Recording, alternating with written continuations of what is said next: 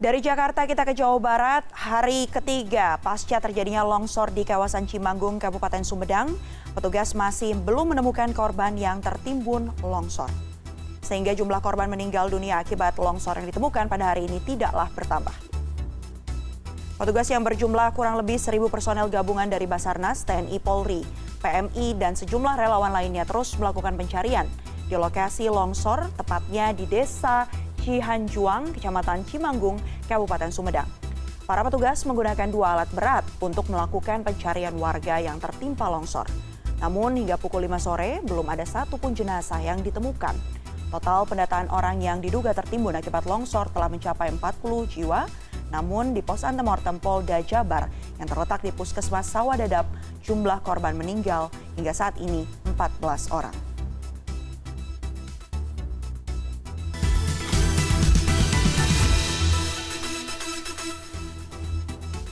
Tim gabungan terus melakukan proses evakuasi korban longsor Sumedang dan tim Basarnas menyatakan ada 14 korban yang ditemukan meninggal akibat bencana ini. Dan untuk mengetahui perkembangan terkini, kita sudah terhubung dengan produser lapangan CNN Indonesia, Wilam Nasution di sana.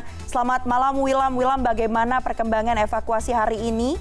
Berarti apakah sudah ada perkembangan terbaru jumlah korban yang berhasil dievakuasi? Selamat malam Mevria, saat ini saya berdiri sekitar kurang dari 1 kilo dari lokasi terjadinya longsor dan sejak pukul 7 pagi Basarnas beserta TNI Polri, kemudian juga PMI dan pemadam kebakaran Kabupaten Sumedang terus melakukan evakuasi dengan menyiram kawasan yang terjadi longsor menggunakan 4 unit pemadam kebakaran, juga ada 6 truk dari PU dan Kabupaten Sumedang lainnya yang mengangkut longsoran untuk menggali longsoran untuk menemukan korban yang tertimbun oleh longsor. Namun sejak pukul 7 pagi dengan kurang lebih 1.000 petugas yang terus bekerja tanpa henti, hingga saat ini belum ada informasi mengenai korban baru yang ditemukan dari yang diduga terjadi akibat longsor tersebut.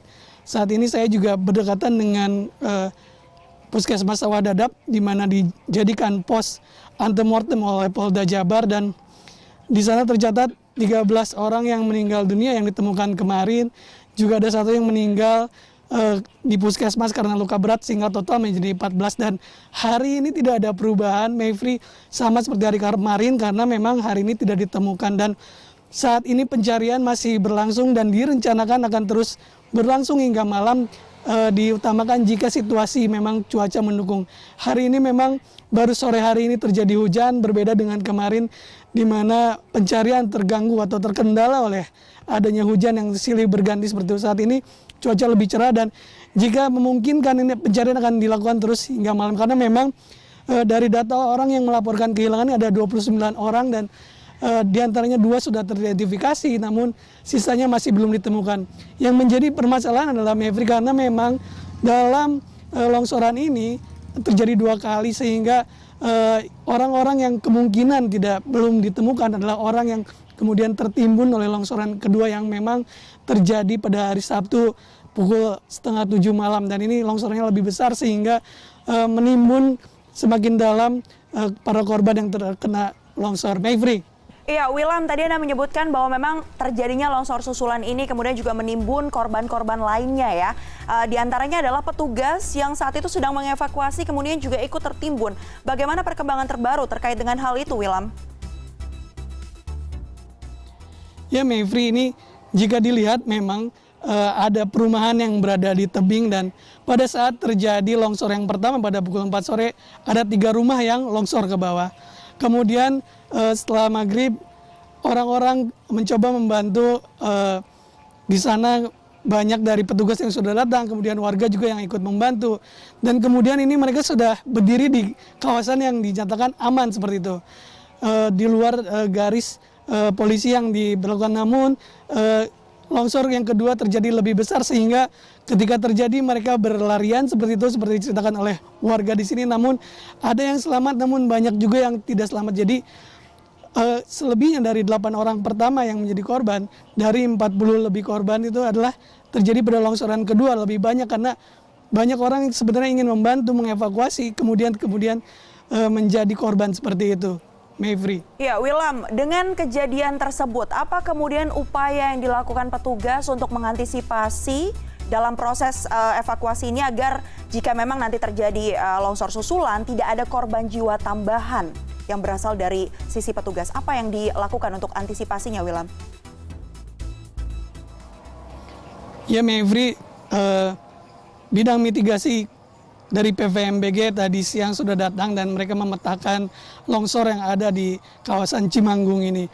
Memang kawasan di sini cukup tidak stabil tanahnya karena terjadi pelapukan, sehingga jika terjadi hujan deras kembali ini dikhawatirkan terjadi longsor susulan. Karena itu para petugas di sini bekerja dengan sangat hati-hati, tidak mengutamakan, maksud saya mereka tidak ingin mengambil resiko kembali akan terjadinya korban ataupun longsor susulan. Karena itu mereka melakukan dengan sangat hati-hati. Jika terjadi hujan, mereka akan berhenti. Kemudian jika sudah dinyatakan aman, mereka akan melakukan kemudian penggalian seperti itu.